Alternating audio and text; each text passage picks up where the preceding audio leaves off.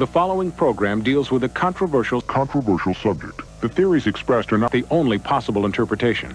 The viewer is invited to make a judgment based on all available information.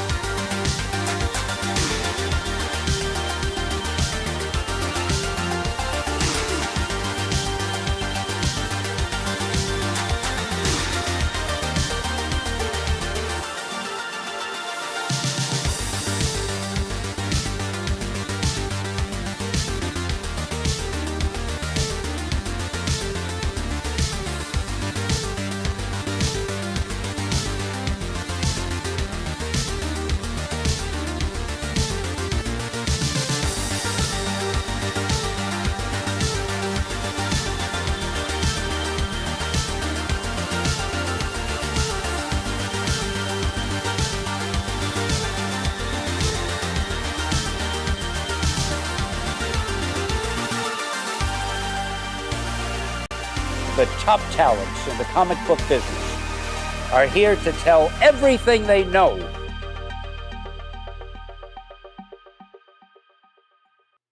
What is going on, everybody? Welcome to another Industry of Comics episode. Tonight we've got just us, which is gonna be nice, so you guys can enjoy us arguing with each other all episode. No, I'm just joking. We have a very interesting topic tonight.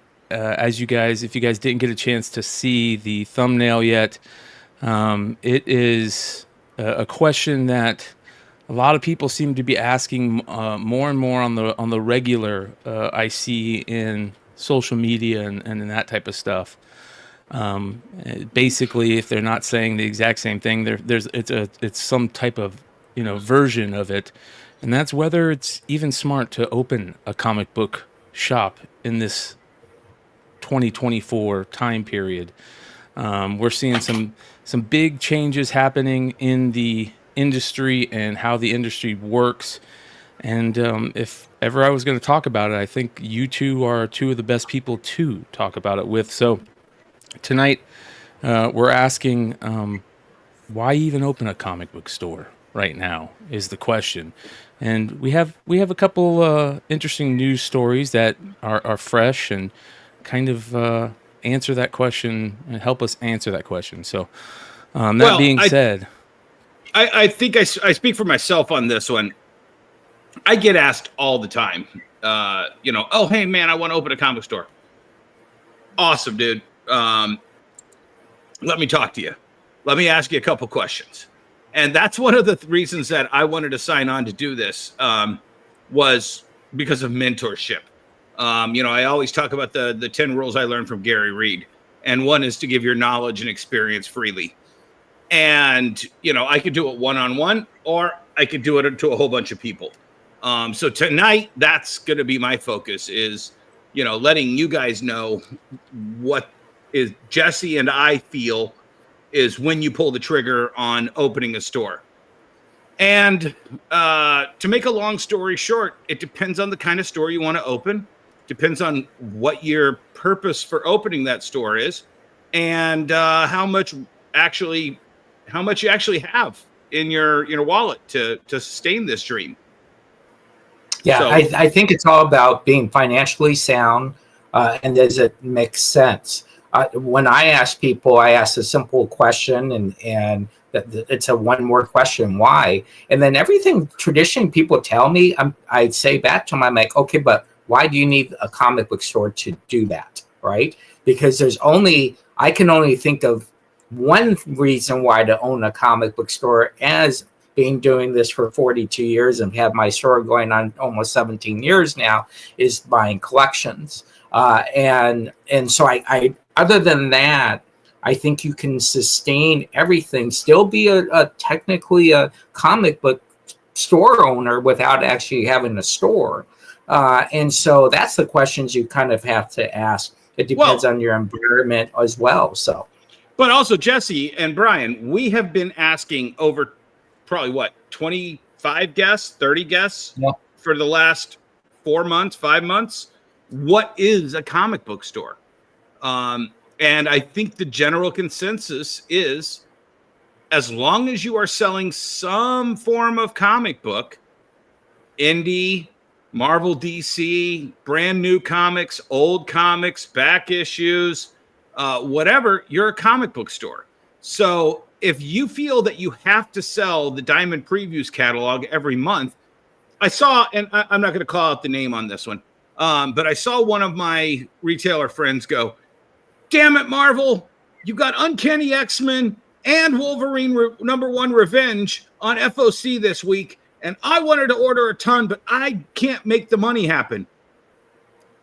Yeah. Okay, first of all, there's a word called opportunity cost that they taught all of us in high school. Sure. Okay. And secondly, then order for your budget. You're clearly not making as much money in new comics as you think you're making. So maybe you need to cut back and not make Uncanny X-Men and Wolverine Revenge the hill to die on. Yeah. Yeah, and just on that alone, we have to order anywhere from 600 to 800 issues a month, different titles, right? Different titles, different issues. And so if you get stuck just on two, I don't think you're going to make it.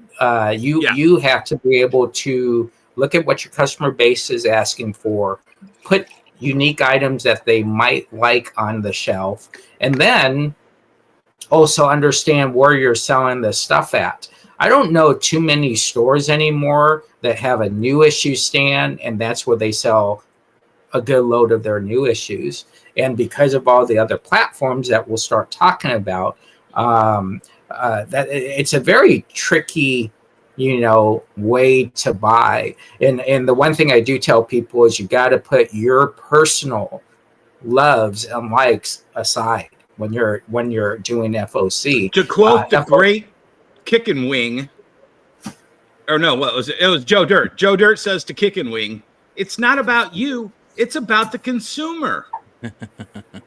You can't just sell snakes and sparklers if you've got a fireworks stand. Sure.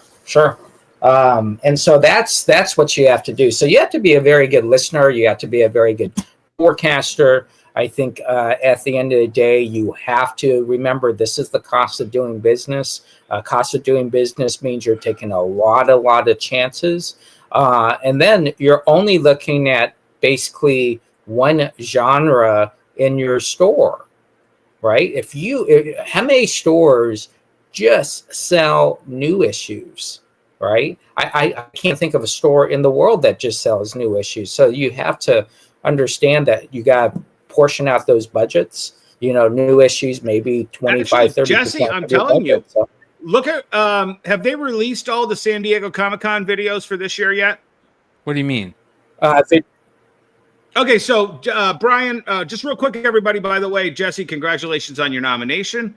Okay, so when you get nominated for an Eisner, the nominee, I've been nominated, I think 3 times. The nominee is asked to present a folder of all of the material that they used, samples of their flyers, samples of their in-store signings, all of this stuff. And along with it, I believe it's 3-minute video, Jesse? Yeah, 3 minutes. Yep.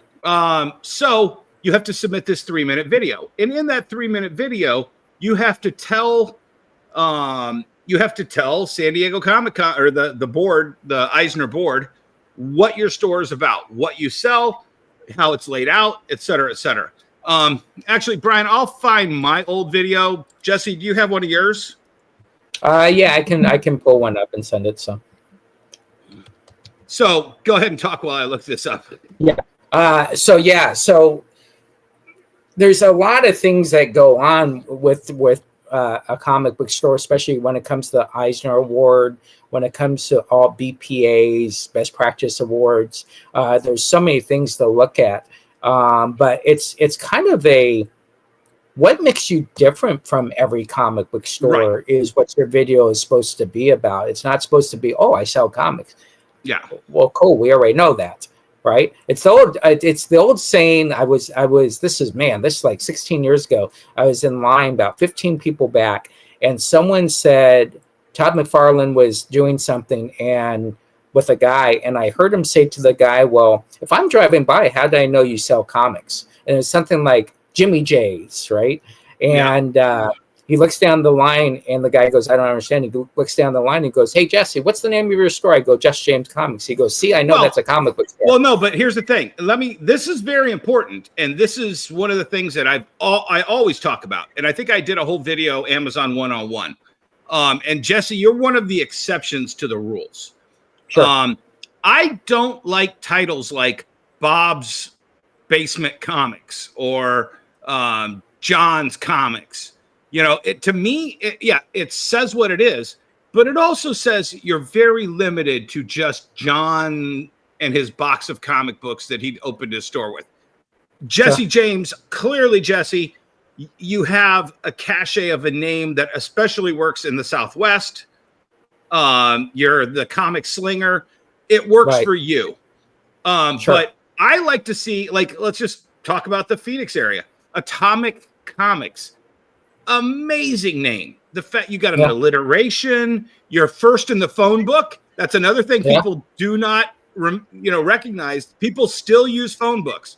Old people with boxes of comic books in their attic or basement, they pick up a phone book and open it to comic books, and they're going to see a letter A before they see any of the other stuff. Sure.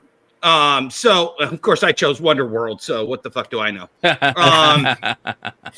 But if they go through all the others, I'm the last one. I know I'm going to get the book. I know I'm going to get the collection if they call through everything. So, so did you get that video link, Brian? Yeah. So, there's so much stuff that goes into this, I don't think you just pick out a name and do this. When I came up with the Dystopia store, we went through a list of 100 different names. I had probably about 20 of my friends submit names. One of my friends went to GPT or whatever and put what's the best name for a comic book or a anime, manga, video game store, and it spit out probably about 20 different names. All of the employees, my kids, everybody, we went through and we put out a list of 100 different iterations, whittled it down to 20, did some voting on the 20, and then whittled it down to like 4 or 5. Then when we got those last 4 or 5, we went through and put 20, I think it was 20 different, 20 different, what do they call it? Fonts for every name that we had so that we could see. Okay, so then we whittled it down to like two answers, whittled it down to like 5 different fonts for the 2 different names, and then voted on that, subvoted on that. And that's the kind of thing you have to do. It may seem brilliant to you, like Bry's Comics. But then, well, actually, pardon me, I guess, okay, there's a joke there I didn't think about. Yeah. But it might seem brilliant to you, but it might seem so basic to other people. That's it. Yeah. Yeah, but I think also, it depends on the store owner himself. You could have ZZZ, but if you're a good social networker, this is what this business is about, is knowing how to do stuff socially. Yeah. That's a great point. Yeah, I think that changes everything, right? So no, absolutely. Yeah, I think in the city. Jesse and I have a beautiful thing that we like to challenge Brian with as he's talking about this, that, and the other thing. We're like, hey, Brian, outside of the people name us 5 comic retailers around the country. And you literally can only name about 3 or 4, plus me and Jesse, plus your local guys. And I challenge the chat. Other than the guys you locally know, name every comic retailer that you can think of in the United States. It's a short list of 10 at most, probably. Yeah, and then if you do that, 7 of them you don't actually know the store owner's name. And that again becomes the challenge. I think when you look at decades, we do everything in decades. So you got the 70s. None of us were selling in the 70s. I started in 82. Dennis, you started in what, 88 or something like that when you started collecting comics, 89? Started collecting in the 84, 85. Yeah, so we had Joe 18. We can kind of justify the 80s. Then we can go into the 90s, 2010s, 2020s, and now where we're at. Yeah. The different ebb and flows in the comic book industry has changed dramatically. In the end, though, we're still just selling comics. We just have different platforms on how to sell them. Yeah. All right, here's the video that you were talking about. So real quick, before you start this, every retailer who gets nominated has to submit one of these along with that packet to kind of describe to the judges so that when they whittle it down the week of Comic-Con, it's down to a smaller list based on these videos and the stuff they submit. Sorry, go ahead. Welcome to Wonder World Comics in Taylor, Michigan. Opened in 2003 by partners Robert Bowman and Dennis Barger. They took their longtime passion and 20-year history of reading and collecting comics to the next level. started as a home for fans to meet, share, and celebrate in their love of comics. The store is set up lengthwise, with department signs visible from the door, wide aisles that are handicap and wheelchair accessible, with off-white walls that make the merchandise stand out on the displays. Our new comics wall is directly in the back of the store. It features bagged and boarded comics, with one preview comic for browsing. This wall rotates every Tuesday night to our last week's releases wall, allowing us to restock the reorders and give our weekly customers a second chance to browse and pick up that book that they just heard about or didn't pick up last week. Our backstock wall features over 300 titles going back over 2 years. This wall is over 50% Marvel and DC, with the other half being indie comics. Dedicating more space to the ever-growing diversity in indie comics has allowed us to increase our sales. When was this, Dennis? 2011, 12, somewhere around there. Okay. This is my old store. Our friendly, dedicated, and knowledgeable staff keeps Wonderworld spinning. They go over the monthly Diamond Previews ordering book. They choose what we try, buy, and hopefully sell. Our manager runs the day-to-day operation, does the weekly reorder reports through the Diamond RMS comic suite, handles the publisher FOCs, and communicates with our Diamond customer service representative, Danielle. The tables down the middle of the store serve multiple purposes. On Tuesday, they are where we process our weekly comic order. Most days, they are set up displays of merchandise. On weekends, they host our weekly gaming tournaments, and throughout the year, they turn our store into a mini Comic-Con, with comic creators and local artists doing special signings here in our store. Our assistant manager is in charge of events and special promotions. Our Walking Dead charity event for Poet Animal Rescue was a big hit. Our annual free comic book day party is always a hit. So you guys get the idea of basically, what it's about. So what you're doing is you're spelling out all of the different little things, consolidating it into a 5-minute video, and every one of the retailers that gets nominated, I think there's 20 this year, right, Jesse? Yeah, sure. Every one of them is expected to create this video. But when you watch this video, there's something that I've noticed, and Jesse, it hits on what you said at the beginning of this. So many of what I like to call the coffee shop comic book model, the foo-foo comic shop model, they don't care about back issues. No, they care about trade paperbacks and occasional floppies. And that's, and guess what? I'd say 1 out of every 2 years, that's the store that gets nominated and wins. Yep. Not the store that sells back issues, not the store that is doing the huge community involvement. Best social media. I mean, how many years have you been nominated, Jesse? It's my 13th. You're right. I mean, no offense. Oh, no. They clearly, they don't get what you're doing as being the best in the business. Yeah. Whereas, and I mean, I'll tell you what, I showed up to San Diego the year I made that video. I probably, and of course, Bleeding Cool puts it out there. Right. San Diego puts it out there for everybody to watch. I probably had 5 or 6 different nominees go, how the hell did you not win? Yep. And I was like, I don't know, because I'm Dennis. That's about it. That's the only answer. Yeah, exactly. Yeah, and again, I think we every year we have these moments that we have to look at, and then when that moment comes, whatever the outcome is, we still got to go back and sell comics. There's no, people, when I talk to people like, oh, you've gone to San Diego Con and blah, blah, blah, blah, blah. I'm like, dude, the worst day about San Diego is on Monday, Tuesday, Wednesday, when I got to start selling all that stuff and start shipping all that stuff. So that San Diego is easy. Right. It's what you got to do. But if you look at, as we get into the, as we start off in the 80s, where it's about comic book stores that sold comic books and like-minded items to kids, right? I'm trying to remember back when I was selling and working in the comic book store in 82 through 87, how many adults actually came in the store. And when I say adults, maybe 30 and older, and most of those adults came in and said, oh, I'm dropping my kids off. I'll be back. Here's your $5, right? And a kid could go in a store with $5 and buy a lot of stuff. A grip. Yeah, right. And I think that was a great time because no one was focused on keys. You didn't know what a key was. I don't even know when the word key became a main word in the comic book world. I have no idea. Overstreet was using the word key in the 70s, but they didn't emphasize it. I went like the late 70s because I remember like, oh, that's a key book. I remember hearing people talk about it, but it wasn't the only thing.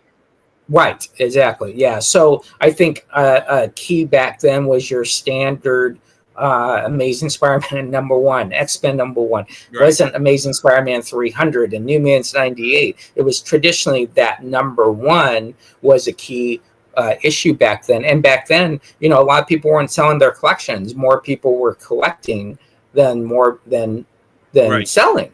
Yeah. Right. And as the 90s came, obviously that flipped after 93, where everybody was selling their comic collections. But the 80s, I think, was because Wizard told them they were worth $1 million. Sure. Yeah. And they were getting that every month versus the Overstreet once a year. So I think the 80s was really when it started for most of us that are in the chat as well.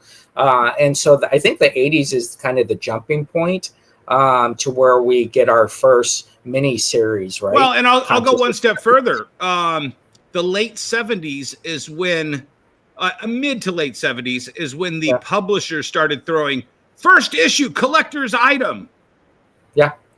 You know, so once that happened, it was the beginning of the training of you have to get #1. But 80s is where they actually gave us they started giving us all the #1s. And the 90s was just #1s, you know. Right. Yeah, and keep in mind the 70s groups, right? Groups were the main focus for Marvel and DC. And then the 80s, they said, oh, we'll give Wolverine his own book. We'll give Black Panther his own book. We'll give, you know, it wasn't Jungle Action anymore. That's also when the monopoly got broken on DC, where the publisher or the distributor, who was partially owned by a DC investor, was only allowing Marvel so many titles. Right. So Marvel had to squeeze together titles. Captain America and Iron Man, Tales of Suspense. You know, Tales to Astonish was Ant-Man and I forget who, Hulk. Yeah. Yeah. So then you get to where is Captain America 100? What year is that? 72, 71? 60? Yeah, around there, 75, maybe 74. So okay, so when the monopoly got broken and Marvel could have as many titles as they wanted because there was an open door from the distributor level because of all these new sub-distributors that popped up, all of a sudden Marvel could have Iron Man #1, Captain America 100, 100, Hulk 102, you know, and so they could break all these off and start branching them out. And then it took them a good probably 5-6 years before they're like, shit, we got a whole bunch of other people that we can throw #1s out there. Sure. You know, Angel, Iceman. Sure, and you got to keep in mind also we're comparing 1,300 comic book stores to 12,000 comic book stores across the nation because you had newsstands that were involved in that. Every 7-Eleven was a comic store. Yeah, basically. And the best way to look at is when you open up a comic book and you run through and you get to any ads, if there are any ads in a comic book, back in the day, you could say, oh, here's my subscription in that comic book for Marvel. Here's the 20 titles they have, right? Here's and you would, you know, I know some people would actually cut out the coupon, checklist it out. So different age was this end of 70s, early 80s. I know a lot of people are talking about they are interested in doing a comic book store in the chat.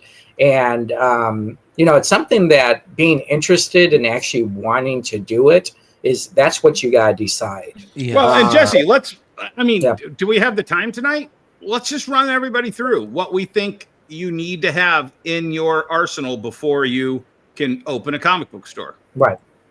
Go ahead, Jesse, you want to start? I would just be quick about that. Like what, you know. Yeah. Well, I think the first thing you have to have is product. It's the number one thing. Well, you gotta have a plan. You gotta have a plan. Location. Well, no. That the location, not anymore. Location. Not anymore. No, not anymore. You could be in back of a building and be successful in the comic book world, right? So I would say you've got to have a lot of other ducks before that. Yeah, but I would say in the 80s and the 90s. I don't even think we need to get into that because here's the reason why I say that. this show is talking about why we don't think it's even smart to have a comic book store these days. Right. And, we've kind of put that out there for a while, that the main reason is because people don't do their shopping like they used to. They don't go out. Right. They don't leave their house. They don't leave their city. They don't do their shopping like they used to. I would say the majority of people who are buying comic books these days are buying them online either through a live sale, a eBay, an auction house, a claim sale. Well, here, you know what I'll do? Let me run through, because I have run the gambit in 19 years of having a 6,000 square foot store. I was in the top 200 of Diamond Marvel accounts when the leak happened. I don't know if you remember the leak. And now I sell no new comics, and I'm in a mall. I have huge visibility, and I'm doing better profit-wise and profit margin-wise than I ever did in those first 17 years. Yeah. I had a 6,000 square foot store. I started with maybe 40 long boxes. I bought from another retailer friend of mine backstock of 3 months worth of every Marvel and DC and Top Image titles, so that the day I opened, it looked like I had been open for at least 3 months. Bare minimum. I was paying way too much for rent, but it was on a gradual scale. And then by the time the third year kicked in, I was like, yeah, well, I'm paying way too much for rent. And then I downsized, and then I upsized, and then I downsized again. And then I really downsized, and now I have a whole new business model. So there is no black and white, first of all. Let me just say that. Well, I think the question is still, though, would you invest in, if you had $20,000 to invest right now? And I get dinged for this. I got dinged this weekend because someone wanted to open up a comic book store, and I asked them the simple question, why? At the end, the guy's not opening up a comic book store. That wasn't the intent. I still want you to open up a comic book store if that's what you want to do. But you could take that $20,000, minus out your first month, your last month, your secure deposits, your electric bill, your extra employees. You go all through that. Your store insurance. And well, I mean, Jesse, but can I just pause you for a second, though? Well, let me finish. Okay. So for $25, you can invest in gain or whatever it is in your state, $125, get your LLC, go to about eBay. $500. Yeah, exactly. So you can spend $500 to start your business and not have to be at your business 5 to 7 days a year personally. But let me let me finish. Personally, and so that's the question you have to ask yourself. Do you understand why you're doing the comic book store? That's the question. Now I'll go one step further, Jesse. If you have $20,000 in your pocket and you spend it to open a brand new comic book store, let me know where you are so I can come over and slap you before you do it. Because Jesse has bought over 20 comic book stores out, Jesse. Yeah, about 25. So, I bought between 10 and 15. I literally lost count. I could have walked into any one of those comic book stores the month that they announced their closing and said, here's $5,000, walk away. I'll take over this store. And you can literally buy an intact store with an intact customer base that is all going to have to look for somewhere else, play John Taffer from Bar Rescue, and fix what fucked them up. And you are already 15,000 ahead of the game. Yeah. Right. Yep. Sure. Yeah. Sure. But I mean, don't do that, because Jesse and I want to buy out that inventory. So let's talk about real quick the negatives of having a comic book store. One, obviously, is the rent, which you guys are talking about, right? Retail space rent today. Let's just say in any normal city is what do you think it is for? $12 a square foot is your I was average. gonna say $12 to $18 is the average square feet. And if you can negotiate, you're doing, most landlords don't even want to negotiate. One thing I will tell you about spaces, this is where everybody screws up with spaces. So if you own a complex, there is a tax break if you only have 50% of your spaces rented, right? So sometimes you'll go in and you'll say, oh, this guy's got 10 spaces open, and you go and his rent is so, because he doesn't want to rent to you, Right? Because he's getting such a tax break by not having those 10 spaces. So negotiating your rent is painstakingly important. And the one thing I will tell you about when you're at that stage, and I'm going to be very transparent here, is however your landlord is acting in front of you, he's the opposite once you sign that lease. So you got to be prepared for that. Yeah. Right. And let's explain a little bit, if you don't mind me asking, Jesse, what is it like for your space? How much do you pay a month just to So my rent is $8,000 a month. I have 8,000 square feet. I negotiated. Okay, so we're at $79.80 for 8,000 square feet. So, but you have real to, quick, guys. That number is square footage times the number of square foot times 12 for the month. right, times 12. Jesse's paying $96,000 a month or a year. Divided by 8,000 square feet, and then that gets you that number of $8 or $9 per square foot. Right, and then you add cams to that. Right now, cams are in my monthly rent. So, and I have 2 spaces, so I pay double cams. Right, so that's the cleaning of the mall. Yeah. That's Your repaving lights, the lot, cleaning and maintenance, redoing the roof, fixing whatever. Gotcha. Or in Michigan, shoveling the snow. Gotcha. And okay, and so that happens. So there you guys can see that's a lot of money just for the space, and that's with nothing in it. You're no fixtures and anything like that. You're paying. Then you got to add all your fixturing, which is a ridiculous amount right off the bat, obviously. But once again, buy another store. Well, I get it. Yeah. I bought out 4 closed Hallmarks and 3 closing Kmarts to build all of the fixtures that I have. So, but before you do that, you still have to negotiate your TIs in the store. So let's say it has bad carpet. Well, you want to negotiate a new carpet, right? Yep. In my case, I had them completely take down a whole wall. So you got to make sure that you're negotiating your lease with them doing something for you. Now, I'm going to tell you guys something that don't think this always happens. We had such a nice brand that the new location I'm in, they came in, bought out my old lease, moved me over to that store and gave me 1 free year altogether, and didn't add those on. That's how much we had built up our brand. Well, and I'll give you one more secret. I'll give you one more secret. I was in when I opened this mall location, it was a dead mall. They were looking for anybody to bring action and excitement to that mall. And when I came to them, they were that much more willing to negotiate because they had, I think, a 60% ratio, and they were not looking for the tax break. They were looking for rehab.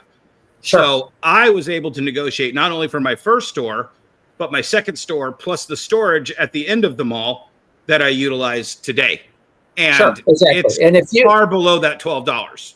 Right. And if you become that anchor store, right, then you have some benefits. So so I didn't want to stop you, Brian, until I got that part out. So, okay. So that's just to pay your lease and your space. Then you've got to get a backstock, right? So inventory. You get inventory, and let's just say start off with backstock, which is going to cost you, you're going to be buying collections probably, or something like that. So you got to put that in there. Then you got to go and get set up through Diamond, Lunar, Penguin, right? You got to get set up to do that, and decide whether you want to, go crazy and order all comics, just a couple of comics. Do you want to try and have box holders or not? That type of stuff. That's going to take time to build up. Well, and you're going to have to compete for those box holders because I've said it on one of the shows prior. Everyone gets locked into their place. If you offer a different service, you offer a different subscription, you offer better purchasing, like you're buying all the hot new indie books, they're still going to buy 90% of their pull at the place they're gone. And I'm not being insulting. Comic book buyers are like Pavlovian dogs. Yeah. They know every Wednesday they have to go to this place first, this place second, this place third. If you're number 4, you're going to get the tail end of that, and they're only going to take the best stuff that you have that all the other places don't, and they're not going to give you that other 90% of business. Yep. They're just not. You're going to have to win them over one pull, 1 month, at a time. And Sure. and so you're building a clientele, right? And it's slow. And it's slow. What else am I missing? I know I'm missing a lot. What else am I missing? Right. So I think to go back on inventory, you got to keep in mind most people open up their stores with their inventory, their collections, and that only lasts for a couple months because you're then get cherry picked completely, and those people will move on. So you have to have access to other venues to where you can get immediate product, right? So your inventory has to be dynamic. You like when I opened up in Arizona, there was 42 stores at the time. I did and like I said, Atomic Comics was how far away from you? Yeah, across the like street. 1 street down, across the street. Right. Yeah. So you were literally down the street from the number 1 store in all of Phoenix. Yeah, and I knew the most important thing was inventory and service, or I would almost say service and then inventory, right? Yes. You can have lower prices, you can have a little bit higher prices, you can't have max prices, but you can have higher prices and still be better than the store that has lower prices. It just depends on your customer service and how the number one thing we always talk about artists that, you walk up to the table and they're drawing and they're not really paying attention to you. Comic book store owners, you got to get behind that table and go greet your customers, not greet them 20 yards away, right? And then and, you hey, have to, how's it doing? you have to have the time to be there at that store, which is not just 8 hours a day. I mean, it's a lot of time at that store every day until you maybe find some people that you trust and have, in there. And then you have to, if you have that store, you need to expect to be at that store constantly, no matter how long. I want to talk about the greatest cost of all. My son was born a year before I opened my store. He had his first birthday in the store 6 months after we opened, 7 months after we opened. My daughter was born a year after that. I worked so much those early years. I will never get back those years other than I raised them in the store, but I raised them in the store. Now, they, luckily, knock on wood, they turned out to be fabulous kids. But if you're a parent, kiss all of those fun times with your kids goodbye, because your kid is now the store. Yeah, your pets, come to the store. Because what happens in our market is you have to see the market as it's happening in your store.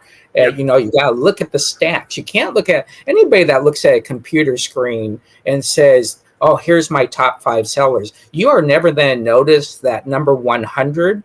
That could be your number 1 selling book because you're so focused on those 5. My focus was always independence, right? Because I knew independence would outdo Marvel if I just gave them some love and out some DC.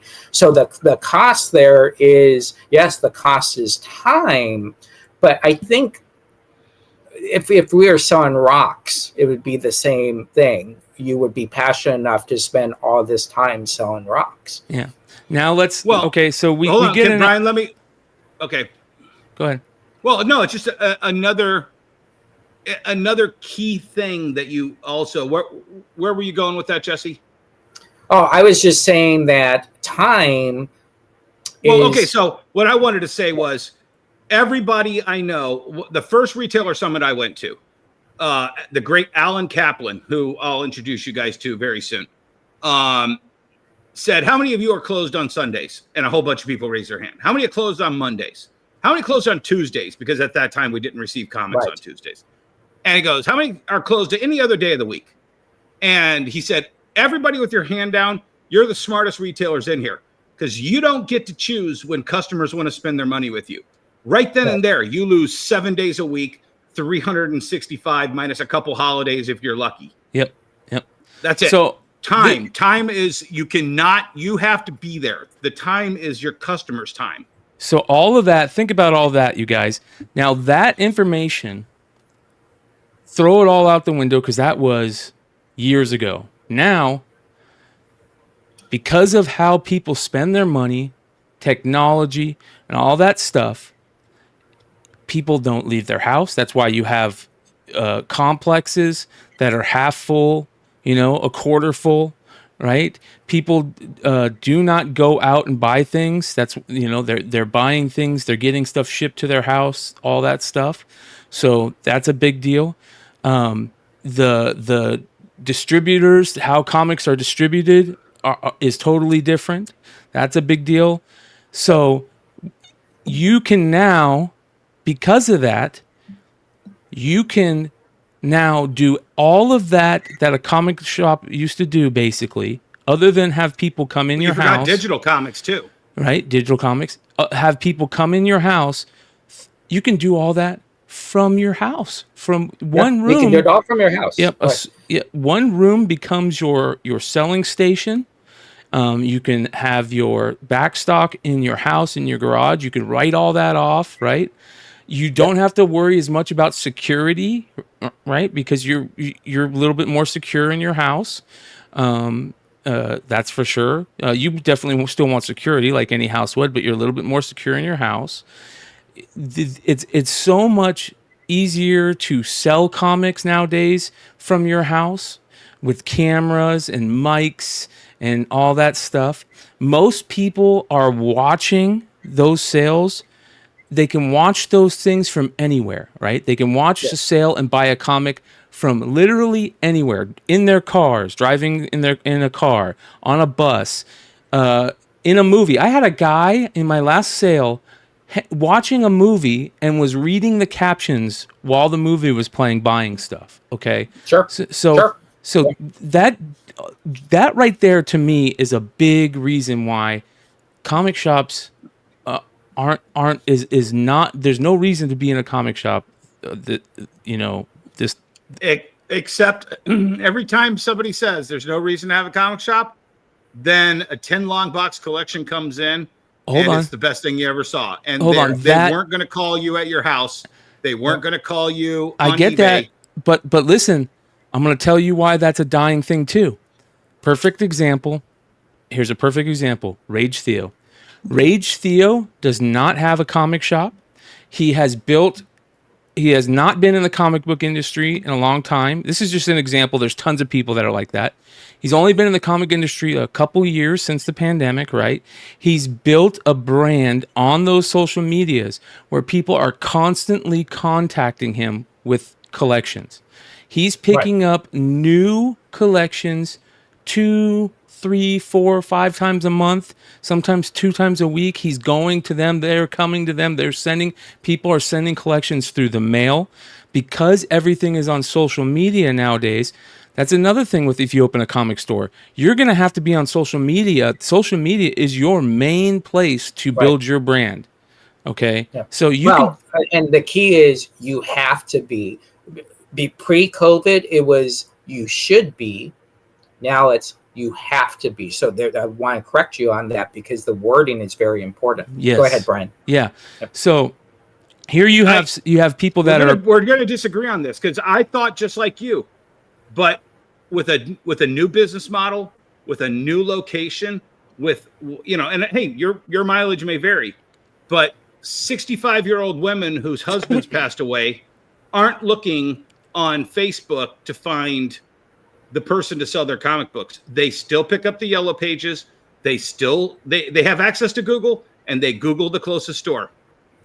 So when they're dialing on their rotary phones and they're trying to find a comic, dude, that's completely asinine. What are you talking about? I'm talking about actual examples. Those are dying off.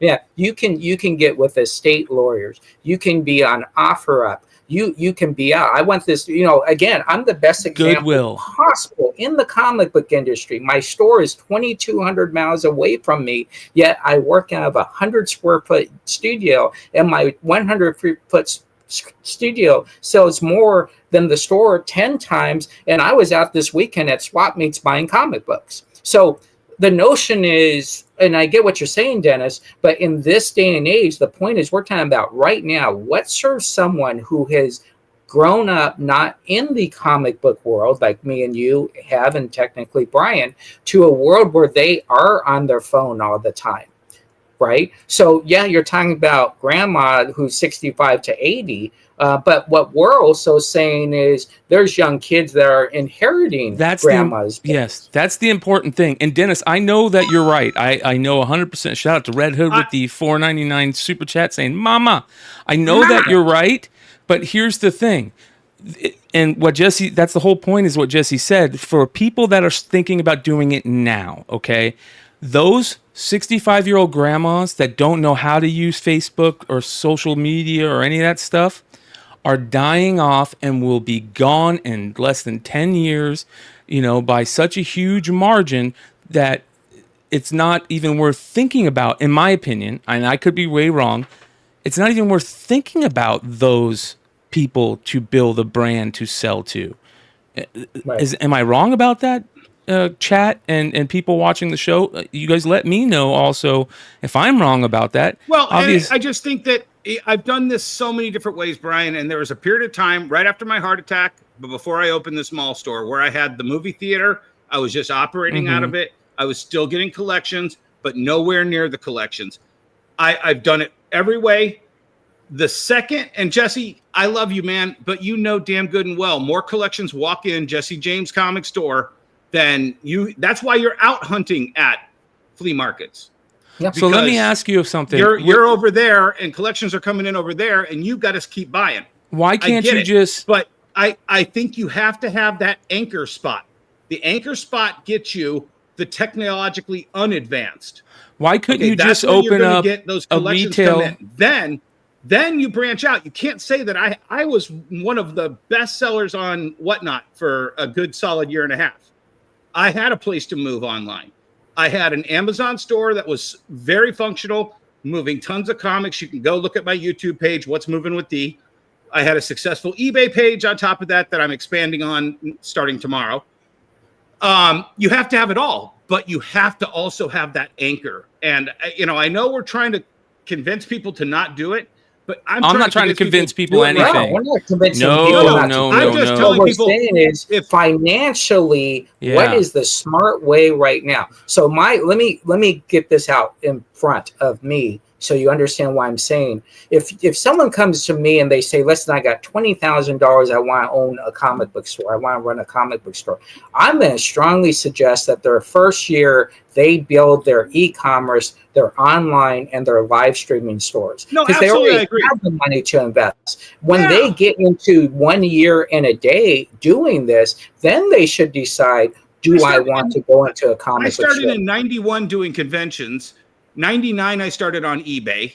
I opened my store in 2005. Okay, that's a giant period of time building my brand, building my company, building my inventory. So I'm absolutely agree with you that you have to start somewhere other than the store.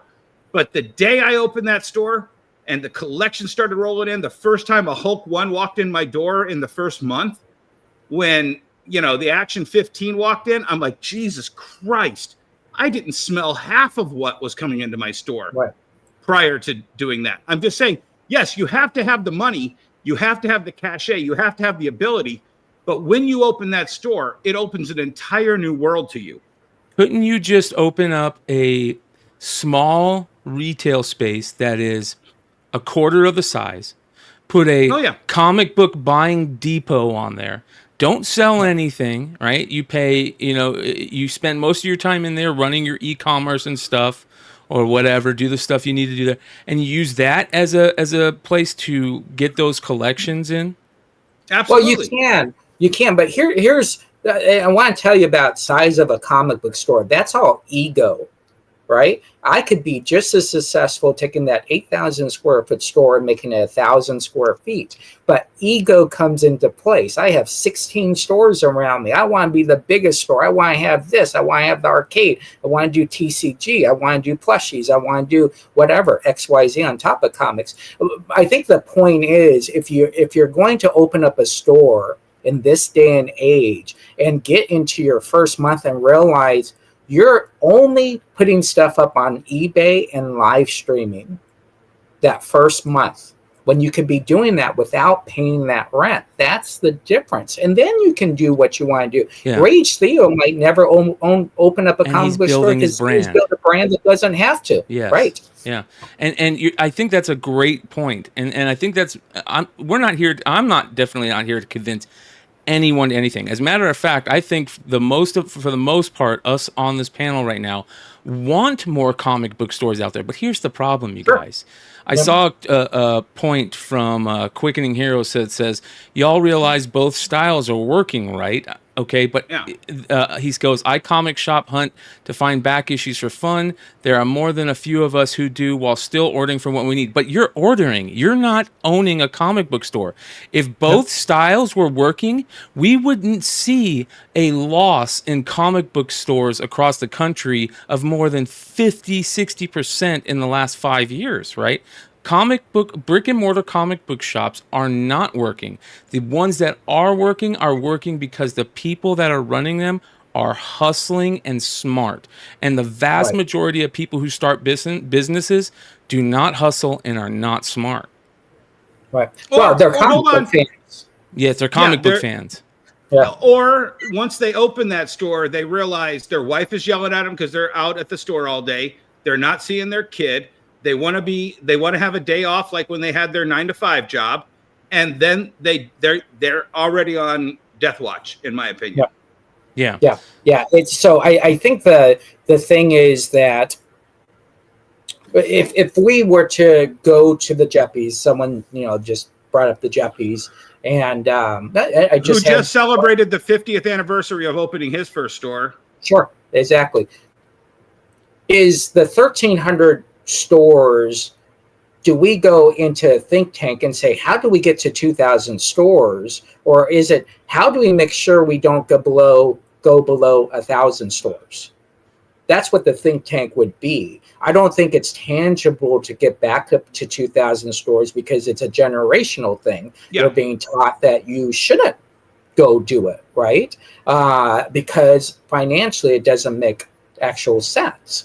So if someone says that you can do both, I would challenge that person and say, at the end of the day, let's sit down on a Sunday, go through your whole weeks and tell me what the percent of in-sale stores are and what your online sales are and live streaming sales or whatever else that you're doing outside of that store. And you're going to see it's probably more likely that you're doing more beyond indoor sales. Even if you check out in Mal High Comics, I can guarantee you that ratio is a very high ratio that he's selling a lot of stuff online versus what he's doing in his store. Yeah, right? and here's another big...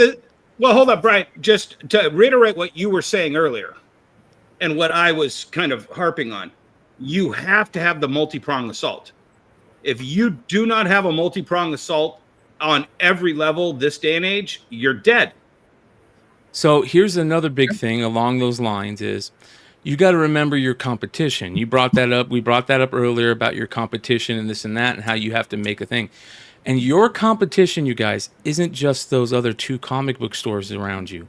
It's the 30, 40, 50, 60, 200 other comic retailers that are around you and the 10,000 of them that are virtually around you, right? And that are online. And now, here's the other crazy thing, you guys. You don't just have to go against those retailers. You have to go against Walmart, right? Walmart's getting the thing. You have to go against, obviously, eBay. You have to go against whatnot. You have to go against IG sales. You have to go against Facebook. And those are the type of buyers that most buyers are these type of buyers that aren't even going to think about going to your store in the future. So Right. I think that's so important. Yeah, go ahead and go to unfiltered. All right, here we go. Yeah. Yo, let's do this.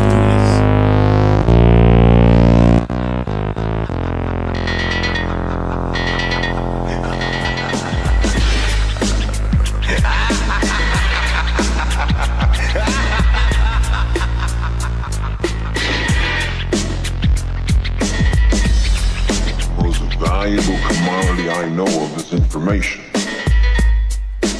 Wouldn't you agree? All right, I love that. Had to make, yeah, I had to make sure I had power in my computer before I went to unfiltered. So this is a great example of everybody wanting a piece of pie, but might not understand what that pie is. And so Walmart, they've been beta for about a year and a half, and I don't think they're coming in with the right mindset. I think when you put up comic book and booksellers marketplace, they're selling everything collectible. And with Walmart, they have such a mass market, but their market isn't technically a comic book buying. Would you buy New Mutants 98 on the Walmart marketplace thing? You probably wouldn't, right? And so I think their name is going to bring in, I hate using classes, so I'm just going to say a lower income customer who's looking for what we call grandma packs, right? 30 comics for $10, right? Not really, no grades involved. You're not going to find graded books on Walmart. You might find one or two, but Walmart, I think, might be approaching this from the other side. Well, what they're going for, and this ad says exactly what it is: 0% referral fee.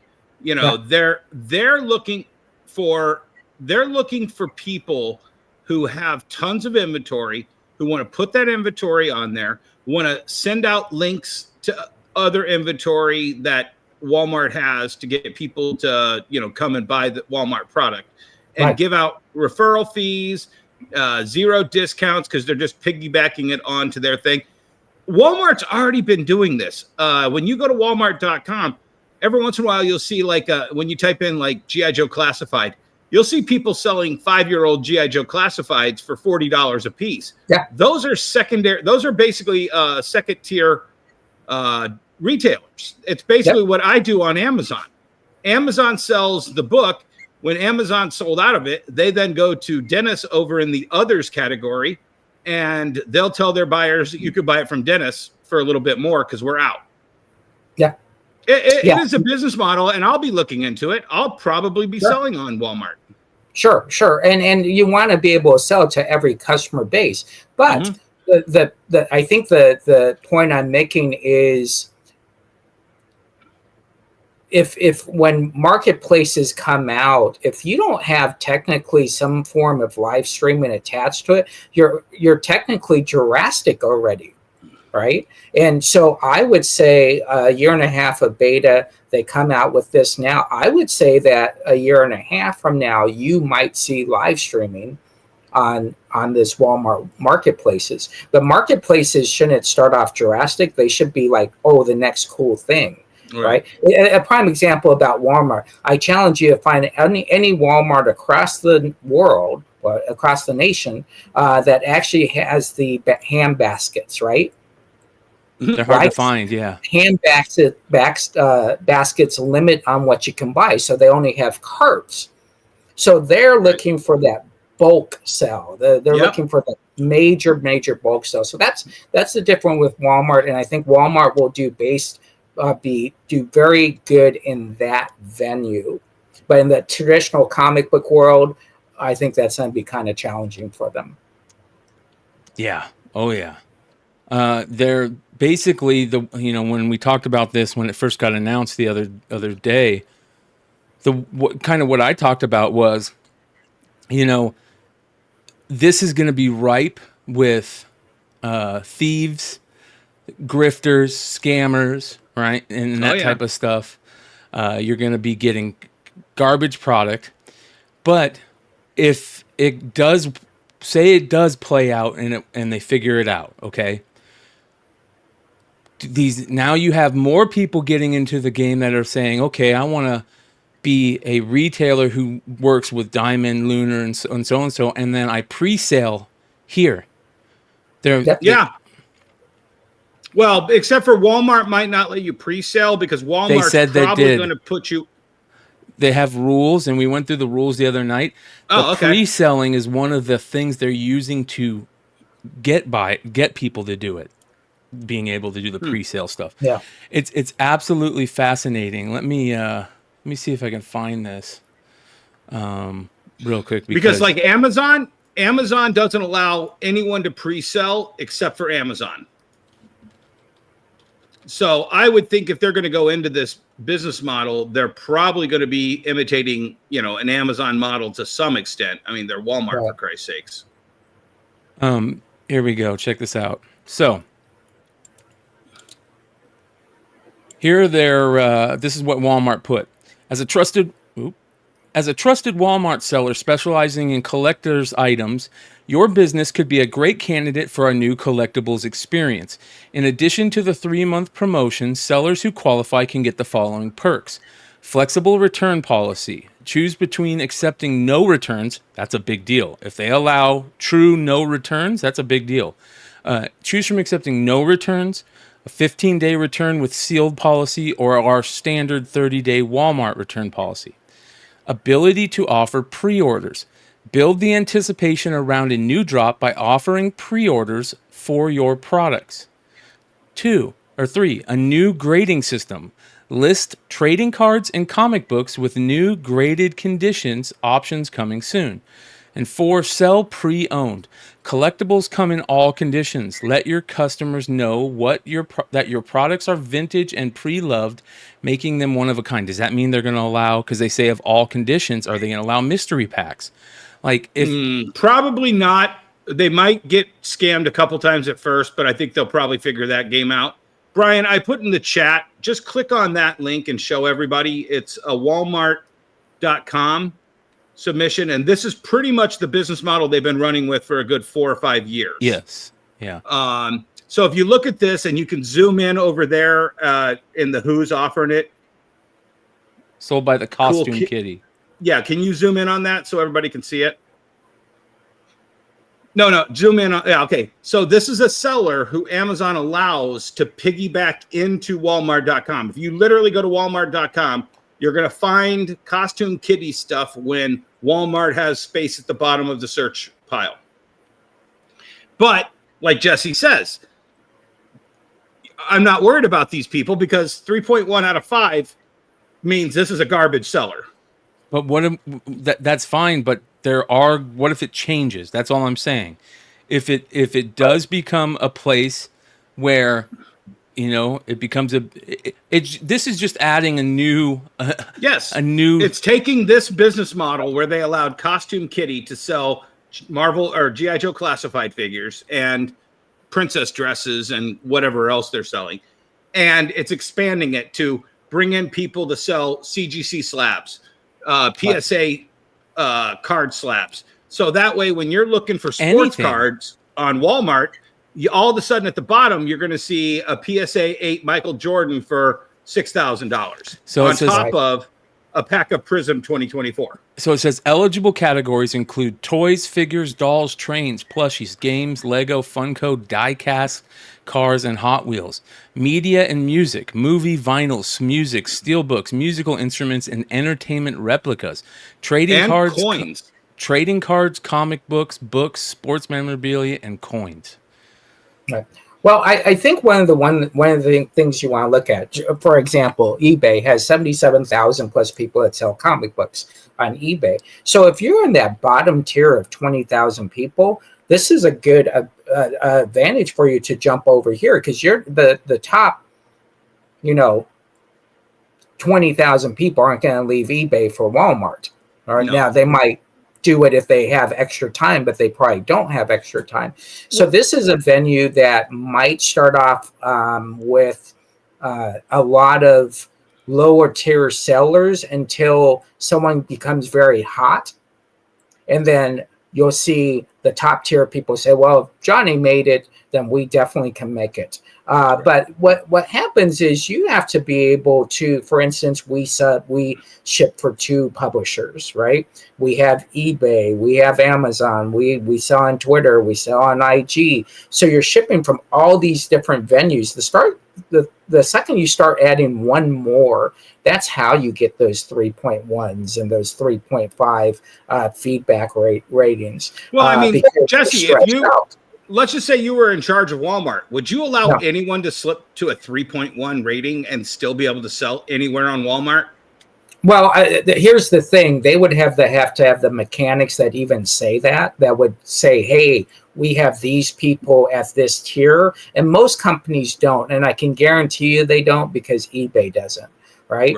And so what happens is you have to have not that top guy. You have to have a special group that is going out there and saying, well, let's see why this guy is performing at 3.5. Let's send him an email to try to coach him to be better. And then if he's not coachable, then obviously we go to our second measures. But customers will dictate how successful you are. And they will also dictate how far you can take something on a eBay or on a Walmart as well. So, and here's an so that's one very interesting thing.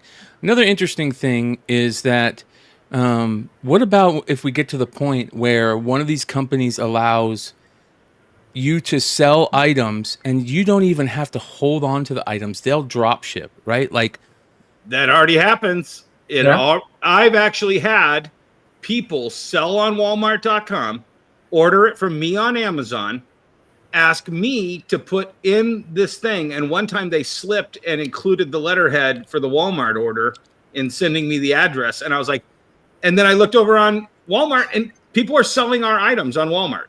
Because things that I own the entire quantity of, people are selling on Walmart.com as a referral and piggybacking off of my listings. It happens all the time. So Jesse, how many times do you get an order where the guy's like, can you not include a receipt, and can you also send it to this Dropbox location? All the time. We do the shipping for Sakai's. I hated it. I hated it before. I hated it before, but now I'm like, fuck it. It's money. I don't care. And that's part of business. I mean, you need to be able to pivot and look at all the measures. I think people that think of business pre-COVID is okay. This is, I'm always doing it this way. That's where you're then be for your business the rest of the time your business is open. Post-COVID, everybody had to make these decisions. I still shop at Walmart because we get some of our shipping boxes there. I get my drinks, that whatever I get. And I'll sit there and I'll watch all these spaces that are for pickup. And then I'll watch the guy from Walmart walk over and put a gallon of milk in the guy's back seat. And I'm thinking, that guy couldn't get out of his freaking car to go get that milk. That's the world we live in. Different. Right. Well, I mean, we're not just at that world, Jesse. Grubhub, Uber Eats, every kid out there right now pays $10 more for the Big Mac meal to have it delivered to their house so they don't go to McDonald's drive-through window. And they're being it's we think of that as crazy. They're thinking of it as a luxury, right? Right. Normal. Yeah, they look at this as something very, very drastic. It's kind of like when you walk in at conventions and everybody's on their phone and they're looking at the item they're then buying and they're Nick in his app. Yeah, and they're negotiating with the guy and you're standing there, they're saying, well, here, this says this. I'm thinking that guy is selling it what he wants to sell it for. What your phone says is immaterial. What the price says, it's immaterial. That guy he has margins and he has to sell what he has to sell it for. On the flip end, back in the day, customers bought it. Why? Because they needed it. They wanted it. It was part of to complete their collection. So pricing wasn't as unique as it is in today, right? It was a need factor versus, but this is what this says. Even when I do my shows, I still have to look up certain stuff and say, let me see what this is selling. You hit the biggest thing, Jesse. And the one thing that every person in the chat, every person that watches this needs to understand, no one needs what we sell. Right. You can't feed your kids with your comic book collection. You can't feed their comic collection to your dog, even though he may chew it up. You can't heat your house with action figures, or you'll all die of poisoning. There are needs and wants, and we are on a lower level of Maslow's hierarchy of needs, and you have to understand that. Even though you have the greatest comic book ever or the greatest inventory ever, no one needs what we have. Sure. Until after they have a roof over their head, food on their kids' table, a job to be able to afford it. Then somewhere down here, we are a want. The other thing that I want to bring up is that, okay, you're competing with all these other people trying to sell comic books that are quote unquote retailers now, right? Because anybody can be a retailer. Well, guess what, you guys? The artists and creators who are making these comics now are starting to go, hey, I can open my own webpage and do this through my own store. And not now just that, I'm Brian, a retailer. Hold on. But the publishers. Now I'm a retailer, right? And you're competing with those websites. And even more, the publishers are doing it. And you have crowdfunding. I want to give a big shout out again to Dynamite, Nick over at Dynamite, Nicky, who has his Darkwing Duck Kickstarter going. And this blows me away because, listen, look at this, you guys. We're looking at, right now, the highest selling graphic novels on Kickstarter, the graphic novels on Kickstarter, with a $100,000 to $1 million pledged. Look at these, okay? Look at how many. I don't even know who is this. Arcadia and the Lost. Who is that? It's a French artist. French. Yeah. So that's a French artist. That's not even anyone who's ever sold a comic book in America, and he's number one right now. Well, this is from 100,000 to 100 million, sorted by newest. So it's not number one. These aren't. I don't know what number they are. So they're sorted by newest. So you have. Here we go. We have Dynamite crowdfunding, right? Which is a totally different ball game, which changes the where people are buying these books. They're not buying these books in a brick and mortar store anymore. Yep. They're buying them straight from. Well, but I love Nikki, but Nikki has tried these books at retail. Retailers weren't buying them. Yep. He's going directly to the people who he thinks wants this, and he's getting the money from them directly. That's where retailers got cheap, and retailers are losing out. You have Boom Studios, right? James Tynan, Berserker, all that stuff. Zombie Tramp, our friend here, a friend of the show. You have artists, but just the creators by themselves. Dan Mendoza. You have Coffin Comics, Brian Polito. You have Michael Turner, Aspen Comics, right? You have, Boom Studios. You just keep going, and Skybound, right? The biggest. I want to go show you guys something. Image. You just missed Image there at the end with the darkness. Look at all these. There's so many. This is just from 100,000 to 1 million. Coffin Comics. You keep going. Dynamite again for Gargoyles. You just keep going, and it just David Nakayama, artist. You know what? And go back up there, because you notice they all are using the same typeface. The Nakayama, the Michael Turner. So that's probably one publisher. Here's Bad Idea. Doing all these Legendary Comics, Top Cow. These are all. And it just keeps going. Something's crazy I want to show you. Let's go look at the big dogs. Instead of 100,000 to 100 to 1 million, let's go amount pledged. Come on now.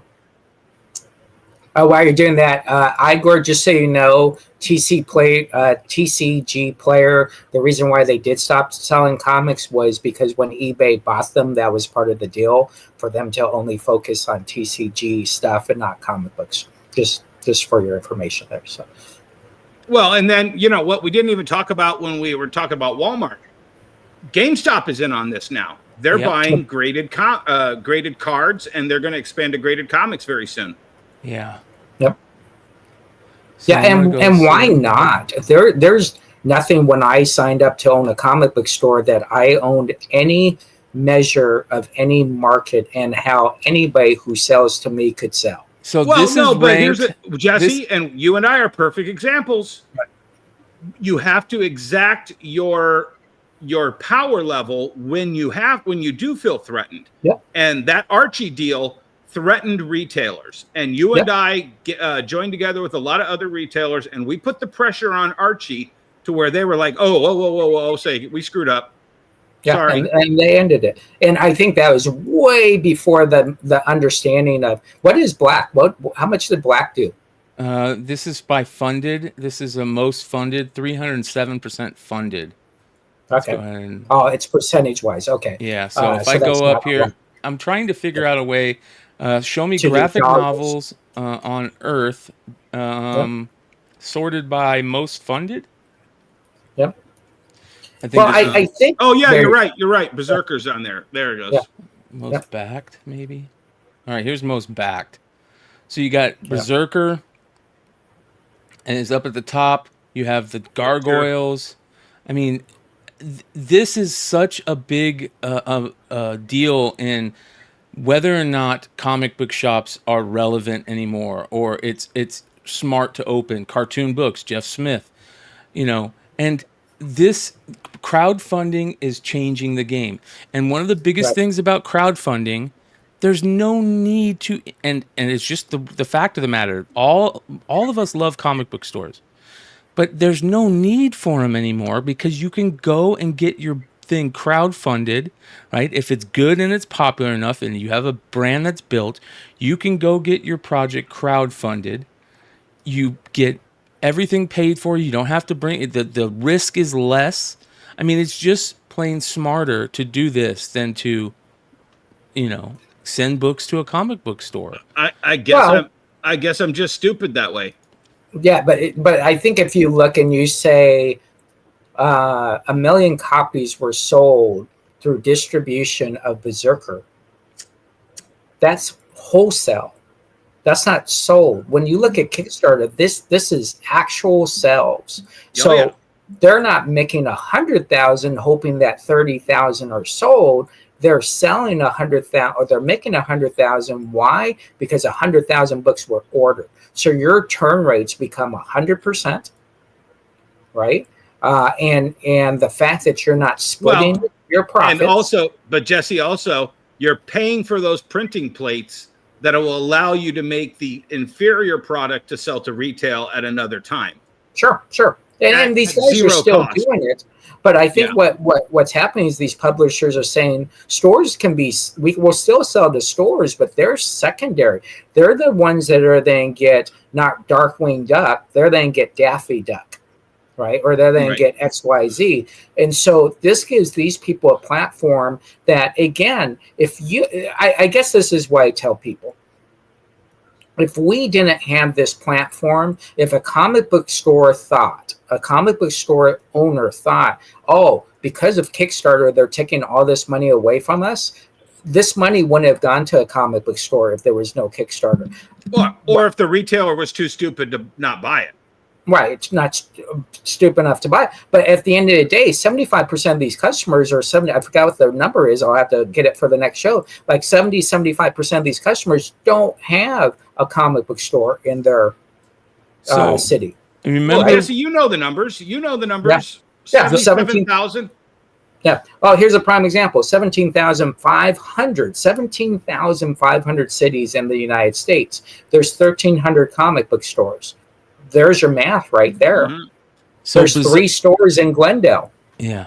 Berserker was the darling of the industry when it was successful and it had over $1 million and money pledged for the project, right? Remember how everybody was going for $1 million, right? Oh yeah. The G.I. Joe compendium, you guys, is almost at $4 million. Yeah. Well, I mean, and it's not just comic books. HasLab just made, I believe it's 6 or 7 million with its Cantina that just funded last night. and I believe it's like 14,700 people backed that Kickstarter. And at $400 a piece, there it is, right over there, the cantina. So, I mean, this is crowdfunding is taking more people's money than them going into a comic book store and then buying it from a comic book store. Yeah. Because it's But Robert Kirkman knew no matter how hard he tried, no matter what incentives he gave, he was not going to sell 10,000 of those G.I. Joe box sets to 1,200, 1,300, according to Jesse, retailers. He just wasn't. Oh yeah, he did 10,000 backers. So Jesus, 10,000 backers. He wasn't going to sell that to retailers. You're right. He was not sell those to retailers. He was, and he probably sold 1 to about 500 retailers that wanted to own it themselves. He was probably going to sell 2 to a handful of retailers. He was going to be lucky to have 500 or 600 stores even buy that product. He knows that. He has sold the Walking Dead omnibuses. He sold the Invincible omnibuses. And now he gets to sell G.I. Joe. And he knew damn good and well retail was not going to support to the numbers that he knew he could sell. Right. And again, charge him that. And again, it's crowdfunding. You have to look at as the business 101, right? The business 101 is you capture customers. You capture their shipping addresses, their phone numbers, their emails. You own that. Yep. Right? If you have a comic book store, the comic book store owns that.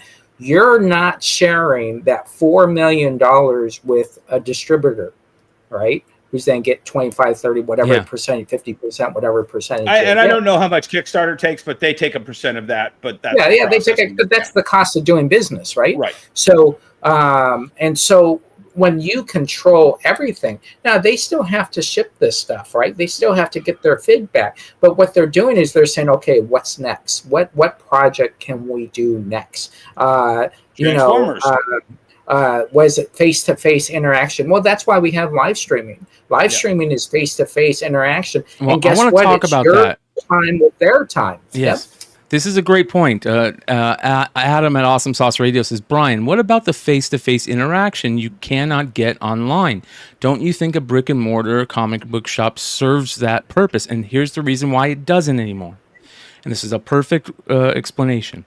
Because of the pandemic, we realized that you can get that face-to-face interaction that we need right here, right? So all these phone people now are putting those face-to-face interactions. You can go buy a product, still get that face-to-face interaction through your phone, through the internet, through a little tiny camera and a little tiny mic, and you don't have to worry about people stealing items from you, okay? Oh, they're boy. not gonna talk about this. Let's talk about it. They're not gonna come to your store. They're not gonna come to your table at a con and steal items. They're still getting that face-to-face interaction. They're talking to you. They're seeing your things, and you don't have to worry about them stealing from you, which is such a big deal because guess what, you guys? The collectible industry, people have realized how much money it makes that never were into collectibles. Because of the amount of money it's making, you got a huge influx of people doing smash and grabs, not just at brick and mortar stores, at conventions. The store in my town just got hit last night for over $10,000 to $15,000 worth of magic cards. They disabled the camera systems. They disabled the internet. The internet ran all of that stuff. They smashed a window, ran in, grabbed all the stuff out of the display cases, in and out, $10,000 to $15,000 worth of magic cards. They called me first thing this morning and was like, "Hey, if anybody comes in, man, that's our stuff." And I was like, "No problem." Yeah. I mean, how many videos have I shown on Drama Alert of people, running cars into a storefront, throwing up chains and hooks and pulling down the whole frickin' storefront to get in, and they're stealing. Do that. Do you have the video for this thing, Brian? Yeah, this is crazy. If you guys don't know, $2 million worth of cards and collectibles were stolen at the Dallas Card Show. And if you don't only know comics, just real quick, Those are Mickey Mantle rookies. Those are Hank Aaron rookies. Those are AF-15s, Action Ones. Yeah, Detective. the creme de la creme of those. So if you look, the guy is distracting one of the workers there. This guy comes around and distracts another one of the workers, pulls him out, starts showing the phone, and makes the phone go away from where the distraction is. Then the third guy, way up there, sneaks in when he's distracted and walks right out with a giant case of almost $2 million worth of sports cards. Watch that and again. Not one of the employees sees what happened. So accomplice 1 talking to employee here. Here's the other guy. He's the putting guy a chair in the way. Also one of the employees way up at the top there, and he's being distracted by accomplice 3. Accomplice 2, accomplice 3. Here is accomplice 4. He put a chair in the way so a guy couldn't run after him. He goes and grabs the case, walks out. Nobody. Now this is how insidious this crew is. The guy who took the case, he was stacking chairs like he worked there. Yeah, he's doing it right now.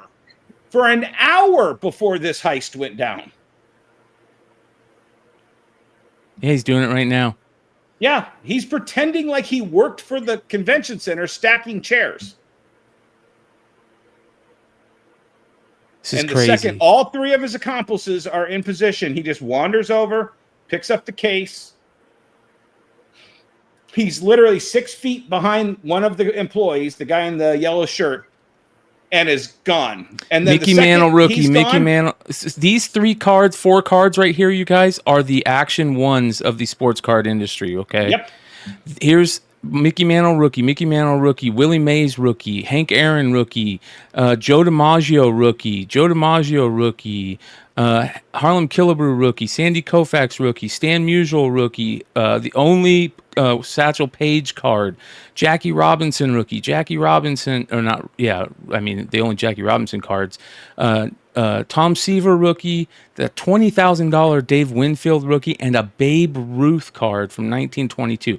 12,000, 20,000, 90,000, 32,000, 25,000. You guys see the numbers on these? It's crazy.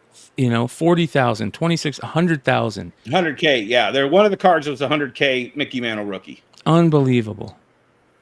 And you don't have to worry about that now when you are able to. I mean, yeah, unfortunately, the problem is you're dealing with shipping product. That's always going to be an issue. But yeah, good luck FedEx insuring a $100,000 Mickey Mantle card. Yeah. I mean, that's insurance alone on that. They will not recover the $2 million through insurance. I guarantee you they don't even have the right insurance if they have insurance, because regular insurance does not cover collectibles.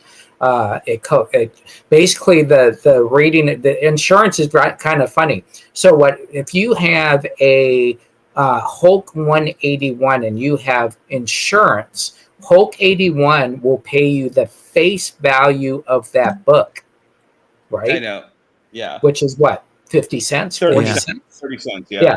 Yeah, 35 cents face value. So you go and get collectibles insurance. Okay, well, collectibles insurance is you've had that professionally done by someone else who's given a value to that, and then that has to be kept up every year, which I guarantee you, again, they didn't do. The third insurance is antique insurance, which is what you're supposed to have for expensive items. And so I guarantee you they did not have antique collectible insurance on that stuff. Yeah. The other thing, and the crazy thing was that like the show ending because of all the... It was at the end of the show. Okay. They actually have them on video working as a crew going around the whole show prior to that. Then they actually went away, changed clothes, came back, split up, and did this whole distraction technique. Right. Yeah. And so, so when it gets to, one-on-one and live streaming, there's always that time. And I want to say this being very transparent. There's always that time when you're working on a big deal at the counter in your store, right? But you got that someone that has all these questions in your dollar section. And I'm not saying in our training. It's in our training. Right. And so you're trying to say, well, I'm trying to sell this guy this $100,000 book, but I got to go do this. So when you don't have the store, you eliminate those situations. Jesse, if you had to put a number on what your in-store shrinkage was, what would you put the number at? We have very good shrinkage because the main fact is I believe that you should spend the 1% of people stealing from you. You should spend that time with the 99.9% people that are buying from you. But I would say our shrinkage stays around 2 to 3%. No, but I'm saying if you had to put a number on the 30 years of retail. 30 years? 40, in my 42 years of retail, I would still say the shrinkage was below 5%. Now, a number. A number? Oh, number-wise? Well, we did. Money-wise? What? Is that what you're asking? Yeah, money. Yeah, money-wise, we'd probably be in the $200,000 to $300,000 range. Exactly. I know in my 19 years, if I said the number 100,000, I think I probably would be low. Yeah. And that's how important it is. That's how important safety and security is. Keep in mind, shrinkage in a retailer environment, Nordstrom and all that. If you get above 5%, you're in trouble. Yeah. Right. So anything above 5%. And that includes employee theft. That includes customer theft. That includes damaged products. Also. Sure. Yeah, and what's funny is when you break down shrinkage, this is so funny. If you go into any of these classes or any companies, I know shrinkage is the word I'm so used to. That it's something like 70-30. I don't know. When I left the big corporate world, it was 70-30. 70% was your own employees stole from you, and the 30% was outside your employees. Yeah, yep. It's and Emmett's down in the chat also. I've had some high worker theft. I mean, I had a $10,000 box of Golden Age walk out because of an employee. Yeah, which is probably worth 30 or 40,000 now, but it was 10,000 then. Yeah, and I think what it happens is it is about the dollar amount and it is about the product, because if you have, that 10,000, I don't know if you paid $500 for that, if you paid $5,000 for that. It's the scar that happens. Yep. Because every time it happens, you start to not trust as much. Yeah, you pull in. Right. Yeah, Can you explain what shrinkage is? So shrinkage is if you have $100 and someone walks in and they take $5, that's called shrinkage. It's stolen merchandise. And the reason why you don't want to go to court using the word stolen, right? Right. You want to have corporate words that mean something. So I know the younger folks are laughing about the word shrinkage, but in the corporate world, shrinkage is probably one of the biggest things. Yeah. Yes. Shrinkage means your profit margin shrank by 5%. Yep. Okay, so that's a lot of things, and now let's add on to there the fact that the comic book industry is changing. Okay. You for the longest time, the comic book industry, comic book shops were selling to box holders and people who would buy a certain amount of new books every week. That has completely changed to a more, in my opinion, and a lot of people's opinion, more people are key buyers rather than, collection, keeping their collection going, or a Pokemon buyer, gotta have them all, right? Or just going into a comic book store. Like back in the day, I would go to Jesse's every Wednesday. I would pick up my box and I would browse every single new book, and I'd pick up, oh, that's cool, I'm gonna grab that, right? So you're also grabbing new stuff. That isn't happening the same anymore. That way. So, and here's the other thing, right? So you have these collectors that have become key buyers. They were also cover buyers, right? You had the retailer exclusive, and a lot of retailers were making their money selling these exclusives. That's changing very rapidly. The retailer exclusive variant game is dying a slow death that is starting to happen, and retailers are not making the same money they were selling those retailers exclusive, which was good still because they were still able to find those and to source those, right? It's hard to source key books. Well, it's what Jesse says. You have to pivot. I know, I brag about it all the time. I just happened to open an anime vinyl record video game store. At the point at which I saw comics, my finger was in the wind. I'm like, the comic game is going to be changing.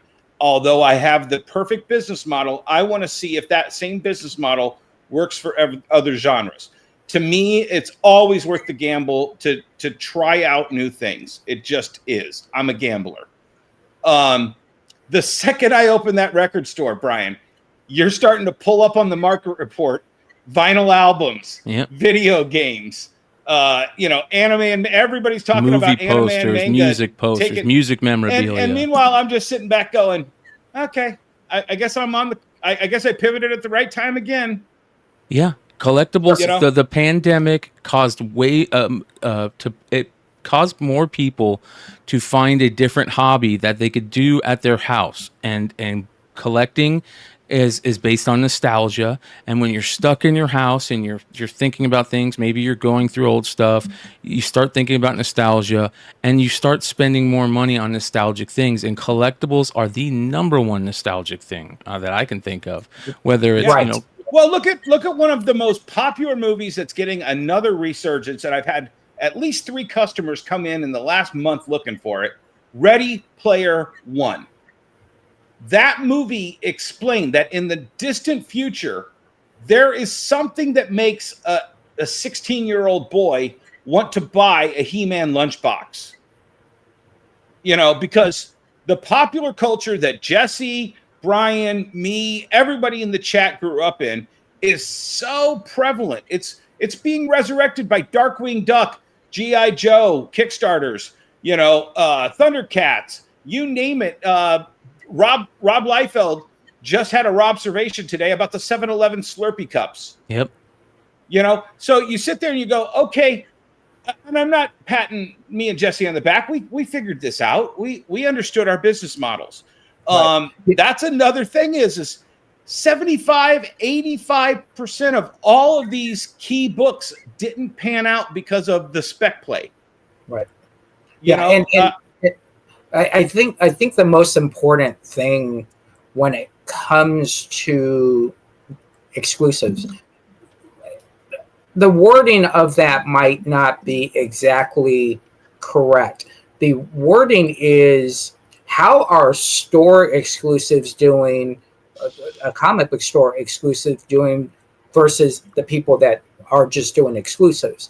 That market is the market that's dropping. I think stores that do exclusives, which is very small, maybe 10 stores across the nation do exclusives. That number is very small for retailers. Why? Because the profit margins and the turn rates on those suck, right? Yeah. They just do. And so what happens, you're seeing less outlier of sellers that aren't in the local comic book store business. They're the ones that are not doing it as much, or those are crashing, where the local retailer probably isn't doing that many exclusives. Even me, I've done over 420 exclusives, but the post-pandemic, I've maybe done 5, right? Because it doesn't make sense. Why would I do something for exclusive when 10 other people are doing that same title out of their garage and out of their kitchen? And if you do hit a home run, somebody in Mexico is going to make a foil version of it and get $100 a piece for them, and you don't see a penny. Yeah. Or the artist doesn't see a penny. Yeah, exactly. So I think the notion that I don't care if someone's buying a key book from me, a Drek from me, I don't care, as long as they're buying from me. And that's going to be the most important factor. We don't have a chart in our store that says, 65% of our sales this week were key books. Our chart says we sold XYZ, and this is how many books we have to sell. And keep in mind, again, and I will say this, and I'll say it for another 42 years, is definition of a key book is something that someone needs to complete their needs. right? So if someone is looking for a ROM 31, in our minds, we say, okay, that's just a ROM 31 that's technically Drek, right? To them, that's a key book because they're completing their collection. And so it's the definition on that is kind of tricky, but the whole object is to sell books and find as many platforms to do it on. If you go from the 80s and you jump to the 90s and you jump up to the 2010s, the 2020s, the ebb and flow during those years are crazy. Not only is it age demographics, is as we get older, retro becomes more wanted, right? Because the retro I sell, and I joke about Turok #1 being my #1 seller every single year, right? Because the Turok #1, I'm not selling to a 40 to 70 years old person. I'm selling that to a 19 to 25-year-old who gets to get that book, right? So that's the difference, is you got to pivot with ages and understand that, one generation already has Turok #1, but now we get to invite this new generation to partake in it. That's the difference in selling, and you shouldn't be one soul centered on just selling to a certain demographic, a certain amount of books. Yeah. I think it's becoming more and more evident. Now, again, we all want comic book stores to be there. I think comic book stores are so important, but society is changing so quickly. Technology is changing so quickly. Everything about us is changing quickly. And I don't know if we're going to see that cyclical thing happen where it, in our lifetime, where it goes back, right? Where it goes back to where people would rather be around each other, physically rather than virtually. They would rather, be able to touch the thing and look at it before they buy it. They want to see it. They don't want to hear somebody talk about it. Bryan, Tower Records closed in the early 2000s. Yeah. The first record store day was 2008.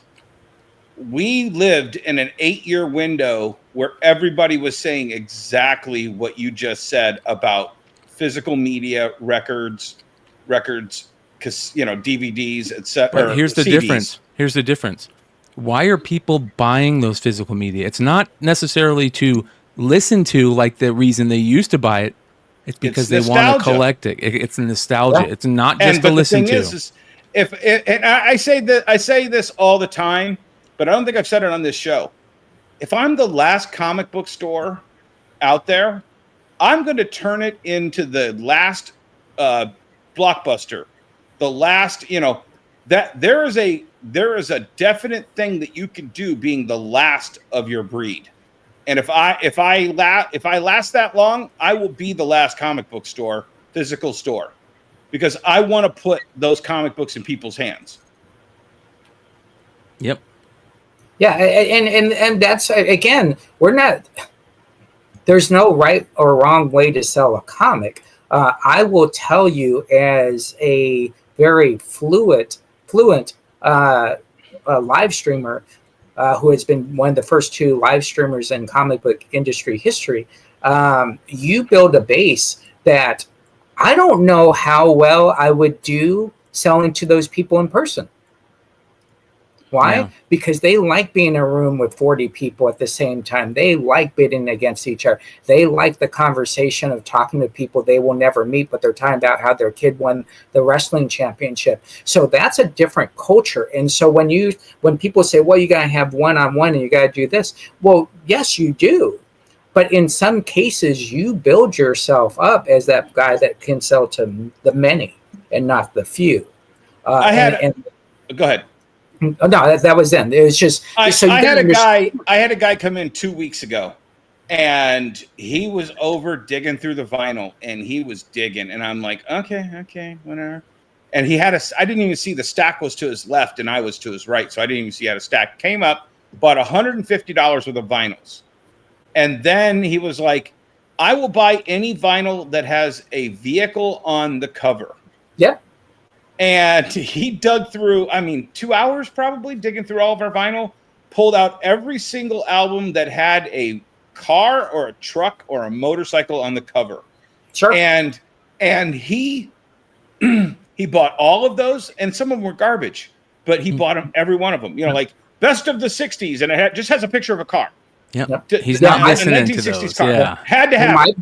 My best customer of all time, his son was born in 1968, so he wanted every comic book that had 68 on it. You have no idea what the customer wants.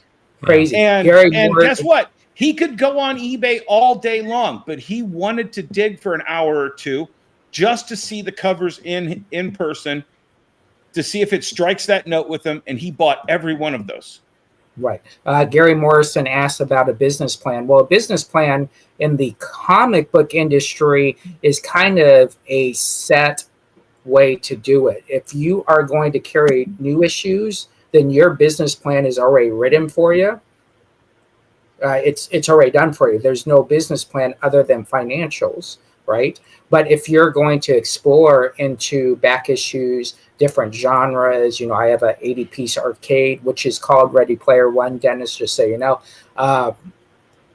then a business plan is needed. A business plan is needed to understand the process of how you're going to get that store going, understanding that you might not even get your first check for 15 months to 2 years, right? So I think a business plan is very essential. It is, but I've never seen a business plan be able to explain, and I've seen about probably 5 or 6 people's business plans for opening a comic store. And I honestly feel like Rodney Dangerfield in Back to School, when he goes to that economics class, you're forgetting a whole bunch of things. Yeah. You know, where he talks about you have to bribe the garbage men and you have to bribe the city council. But in the comic book world, you've got to have $2,000 sitting in your pocket for when that collection comes in. Yep. You have to have, relationships with all the pawn shops around you, relationships with all the estate sale organizers, relationships with the storage unit places. I used to make a lot of money off of insurance adjusters who would tell their clients, look, if you want this done, you have to have an insurance appraisal by a physical retailer. And I had comic book insurance appraiser, for a long time. And I used to get $100 an hour to come out and appraise your comic book collection.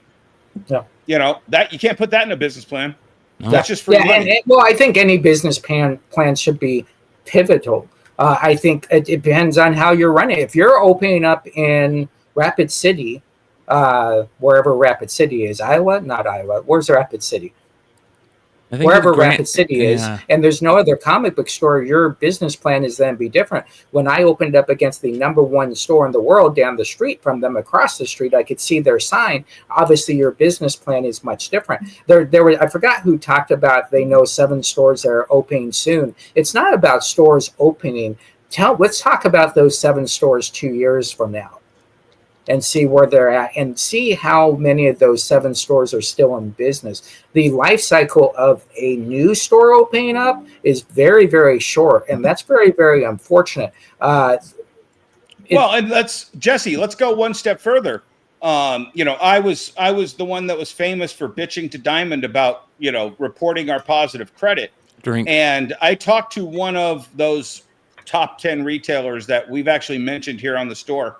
And we were just bullshitting, and I was like, I got a question for you. What's your line of credit from your bank?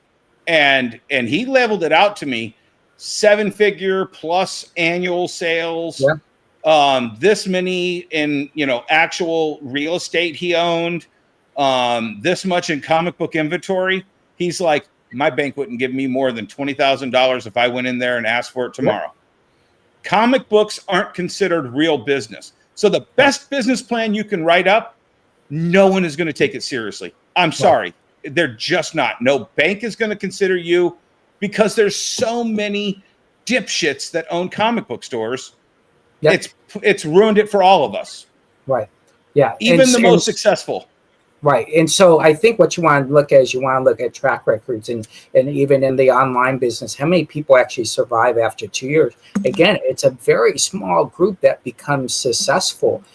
Yeah. if 20 stores open a month in the comic book industry, we have failed, right? If 100 stores open a month, we still have failed based on the past. Now, if we're looking at the future, we might say, oh my gosh, 10 stores are open. This is amazing. But that's how the bar has fallen down, because these 7 stores that are open are probably successful online. And the first thing they're saying is, oh, I have to have a comic book store.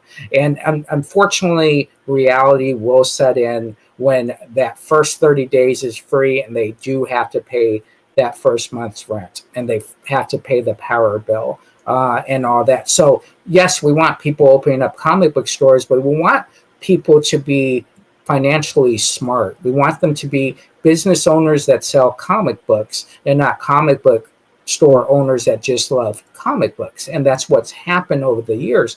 So we want a very fluent business. I will never be afraid to say I'm a local comic book store owner. Trust me, I'm very proud of that. Oh, yeah. But I also like reality. Reality is the sense that if 7 new stores are opening, why aren't we selling? Why aren't 14 opening? Why aren't 21 opening?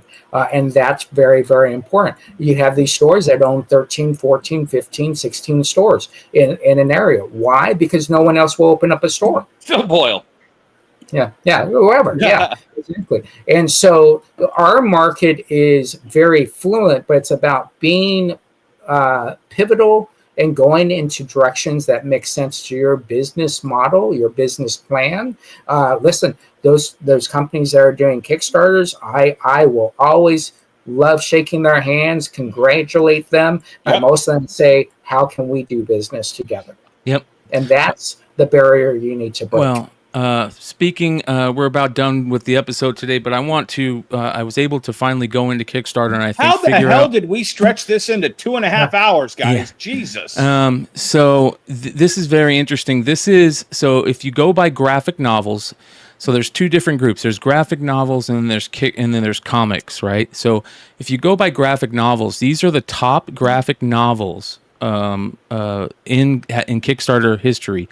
Good Omens is number 1. Berserker is number 2. The 30th anniversary Gargoyles collection is number 3. That's insane to me, though, because I mean, literally, you've got Keanu Reeves, one of the hugest popular stars. Neil Gaiman, the number 1 writer in literature and comics, for a subset. That's huge, but then Gargoyles comes in as 3rd. It's nostalgia, dude. Nostalgia. Yeah. It is absolutely. We got to remember the kids who were born in the 90s and the early 2000s are now becoming. They have expendable. They have money they can spend on this type of stuff now. So you have The Witcher. IDW makes 1,000 different Turtles products. So you have there's a flood of the market with that. Labyrinth. But you would think Turtles would be higher than that. From Boom Studios. Yeah. Then you have Vampire. You have Come On Comics. This is I don't know much about that, but Vampire Hunter D, Digger Unearthed. Look at this, Coffin Comics. They are the 9th best graphic novel. Bad Idea, Megalith. Beautiful art by is it La Rosa? I believe so. Then you have Steve Lichtman Volume 2. I don't know what this is. Maddie, Once Upon a Time in the Future. It's a sci-fi graphic novel. Let's Play. The Russell Dodderman hardcover collection. Irredeemable. You got to love that. Mark Waid and Boom Studios throwing the Irredeemable stuff. And look at this.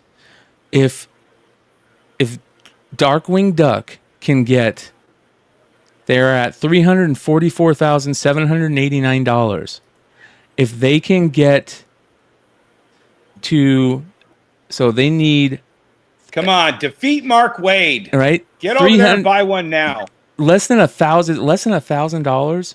It's almost $1,000. If they can get 1,000 more backers, they get in the top 15 of the graphic novels ever sold on Kickstarter. Nikki, I'm going to go buy $100 worth of Darkwing Duck just to make 10% of that happen. I mean, let's beat Mark Waid. Amen. Look at that. Yeah. Now everybody's turning to stone. So I mean, this is pretty amazing. Dynamite would have 2 of the top the 15. only comic creator to throw a comic book at me. So here, if we change that, right, and we go to comic books, G.I. Joe, #1. Yeah. The Expanse, Mighty Morphin Power Rangers, Cult of Lamb, Farscape. Look at Boom. They have 4 of the top 6, 5 of the top 7, and then look at this. The rest, it's just tons of. Look at all the Coffin comics. I mean, it's Brian. It's nostalgia. It's what makes us happy. It's what I said a couple episodes ago. When times are tough, people go to bars and liquor stores. Geeks want to go to their happy place, which is their past. Yep.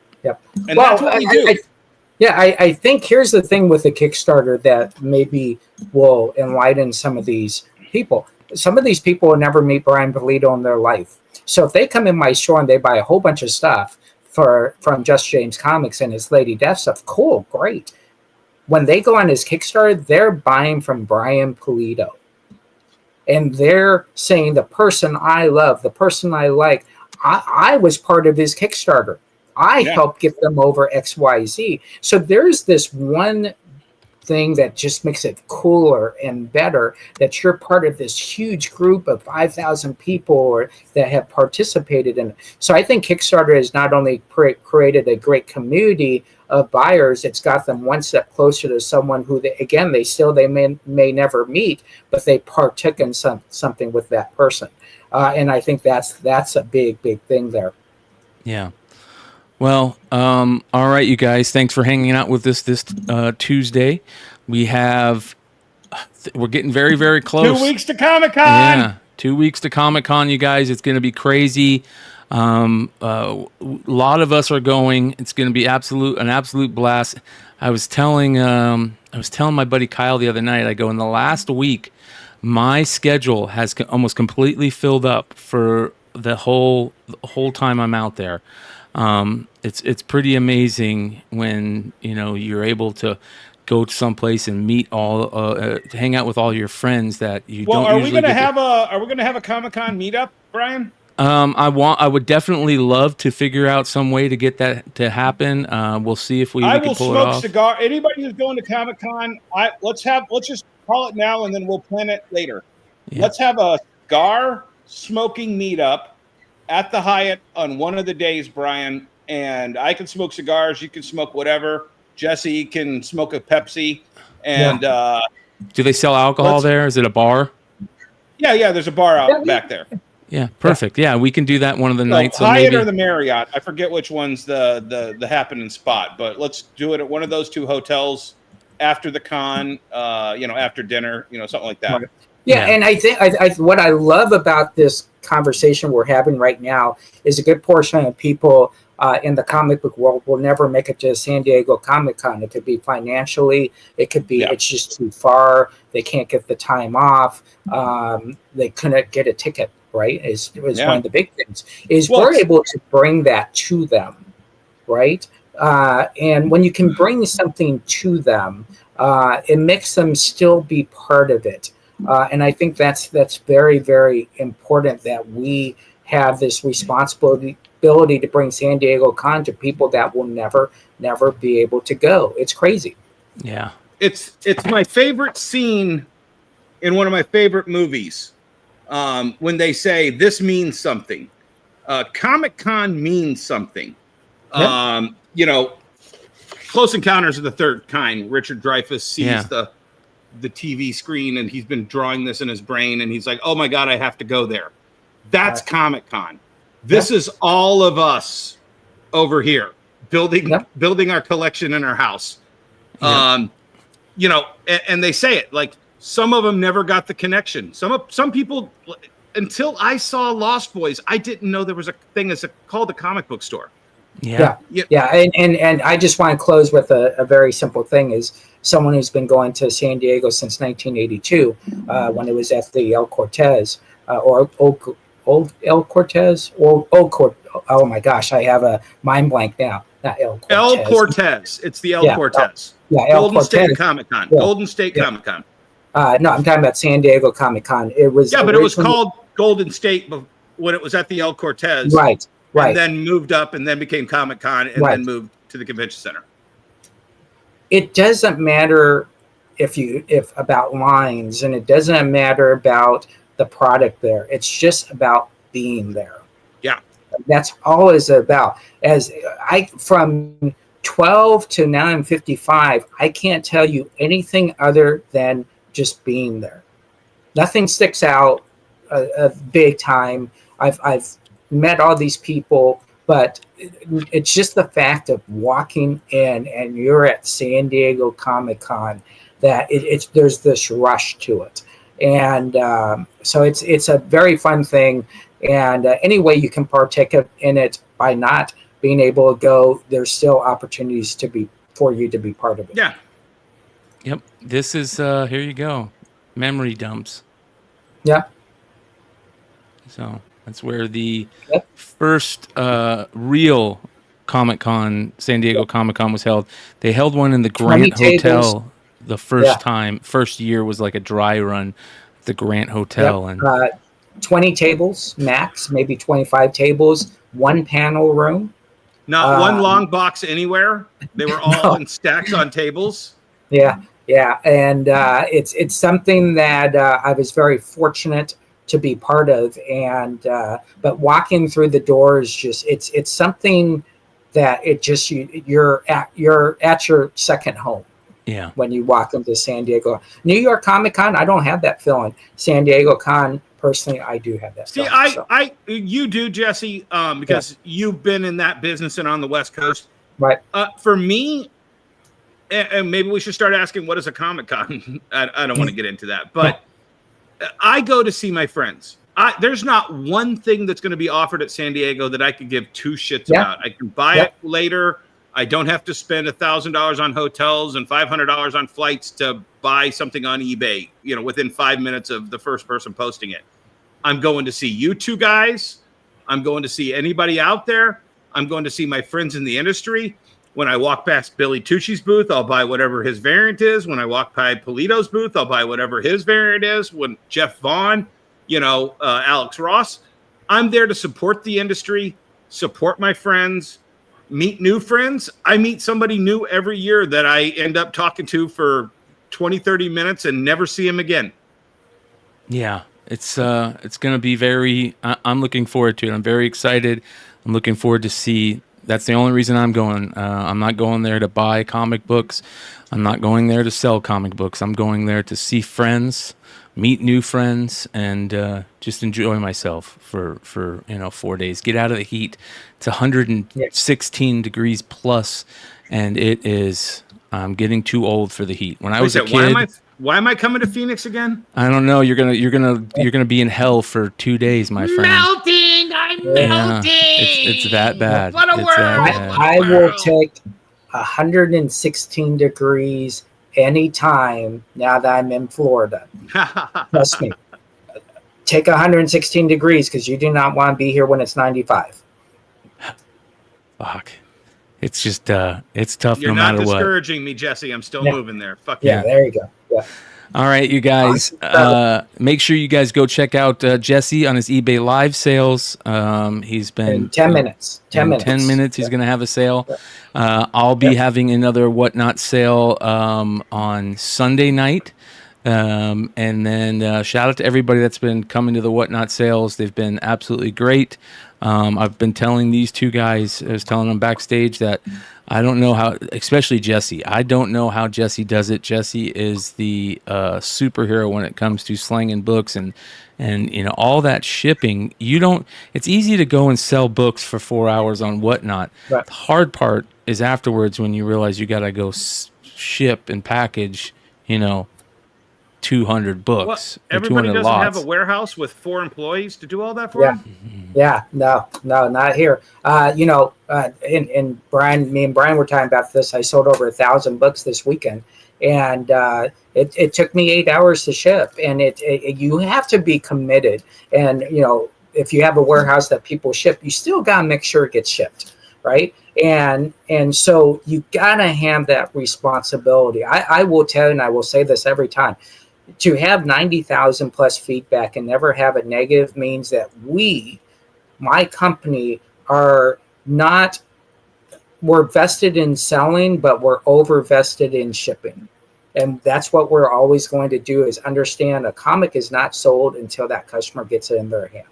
And the other thing I wanted to bring up, folks, we have an amazing surprise show coming up. It's all about collecting, right? And you're going to have some awesome people on it. I've already seen the 50 secret guest years list. of collecting. Yeah, 50 years of collecting. I've seen the guest list. About 8 of these people have never been on the show, and they are popping people in the industry. So. Yep. Be on the lookout, you guys. Much love to these 2 guys next to us, or next to me. I hope you guys enjoy the show. Leave a comment if you're catching this on the rewind. Thanks for everybody that watched in the live feed. Hit that like button. Yeah, hit that like button.